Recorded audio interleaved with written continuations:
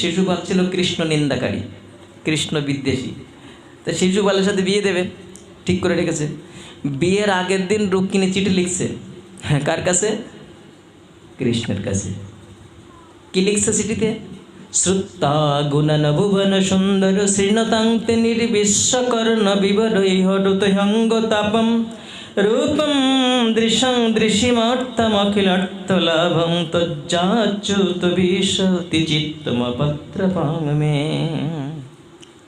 রুক্মিণী চিঠি লিখছেন। শ্রুত্তা গুণন ভুবন সুন্দর, হে ভুবন সুন্দর, এই ত্রিভুবনে তোমার মতো সুন্দর আর কেউ নেই। তো তোমার গুণের কথাটা আমি লোকের মুখে শুনেছি, আমি তোমাকে কোনোদিন চোখে দেখিনি। এটা একটা প্রেমের চিঠি। বলে বিয়ের আগে মেয়ে চিঠি লিখবে লোকের কাছে, এটা তো শাস্ত্র মেনে নেয়।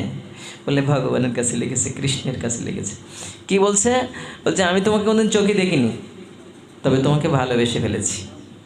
কি করে জানো? ওই সাধুদের মুখে শুনেছি তুমি নাকি ভুবন সুন্দর, এই বিশ্ব জগতে তোমার থেকে সুন্দর আর কেউ নেই। আর তোমার গুণের কথা শুনে আমি ধৈর্য লজ্জা সব হারিয়ে লজ্জার মাথাকে তোমার কাছে চিঠি লিখলাম। বিয়ের আগে আমি একটা নির্লজ্জ মেয়ের মতো চিঠি লিখলাম।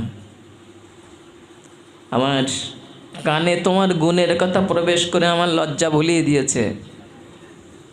জানি না তুমি কত সুন্দর, আমি তোমাকে চোখে দেখিনি। রুক্মিণী দেবী চিঠি লেখার কারণটা লিখলেন, কিন্তু চিঠি কী জন্য লিখেছেন তা এখনও বলেননি। চিঠিতে কি চান তিনি তা এখনও বলেননি। চিঠির দাবিটা কি? এই চিঠি তুমি আমার কাছে লিখলে, কিন্তু কি চাও তুমি, সে কথাটা এখনও বলেনি। সেটা বলছে পরে। কি? যশঙ্গিরি পঙ্কজ রজস্নপনং মহন্ত বাঞ্ছন্তমবতিরিবাত্মতমোপহত্তৈ যদ্দাম্বুজক্ষণলবয়ে ভবত প্রসাদং যজ্জামোষণ ব্রত কৃষাণ শত জন্মাভিষাদ। রুক্মিণী দেবী লিখছেন, বলছেন যার চরণধূলি পাওয়ার জন্য দেবাদিদেব মহাদেব সৃষ্টিকর্তা ব্রহ্মাদেব রাজেন্দ্র যারা সাধনা করে, তুমি নাকি সেই ভগবান শ্রীহরি। শোনো, আমি চিঠি লিখলাম কেন জানো? আমি লজ্জার মাথা খেয়ে চিঠি লিখেছি। আমি একটা কুমারী মেয়ে তোমার কাছে, কালকে আমার বিয়ে হবে, তাই বাবা ঠিক করে রেখেছে শিশুপালের সাথে আমার বিয়ে দেবে। শোনো, আমি তোমার কাছে চিঠি লিখলাম আমার মনের সংকল্পটা তোমাকে জানানোর জন্যে। কি সংকল্প জানো? যজ্জামসন ব্রতকৃষাণ শত জন্ম বিষাদ।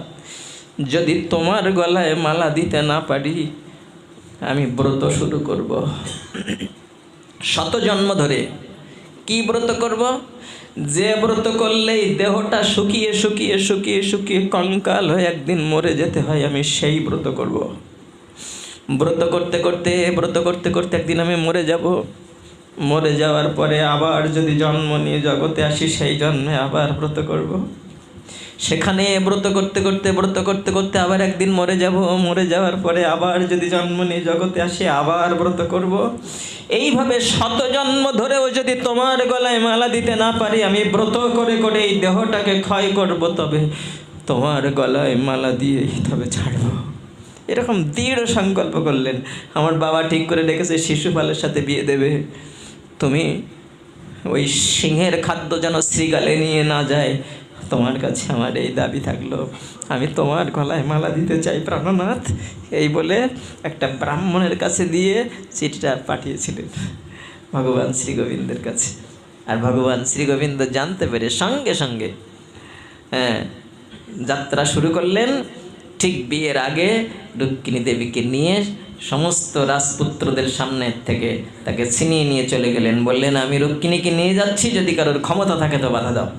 এইবার তো সমস্ত রাজারা, শিশুপাল সহ যত রাজারা সেখানে উপস্থিত হয়েছে, স্বয়ম্বর সবাই যারা এসেছে, সবাই দুর্বার বেগে ভগবান শ্রীকৃষ্ণকে আক্রমণ করার চেষ্টা করলেন।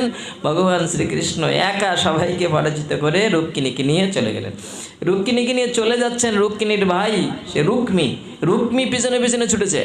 কৃষ্ণকে লক্ষ্য করে যত অশ্লীল কথাগুলো বলছে, দাঁড়া তুই চোর, তুই এইভাবে আমার বোনকে নিয়ে যাচ্ছিস, এইরকম বলে যখন গালি দিতে লাগলেন, তখন ভগবান শ্রী গোবিন্দ একবার ফিরে দাঁড়িয়েছেন রুক্মিকে লক্ষ্য করে।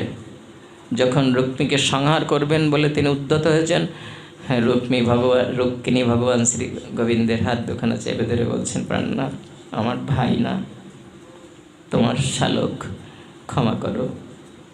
তাই ভগবান শ্রী গোবিন্দ তাকে ন্যাড়া করে দিলেন। ওই সময় মস্তক মুন্ডন করে দিয়ে তাকে অপমান করে রুক্মিণীকে নিয়ে সেখান থেকে চলে গেলেন।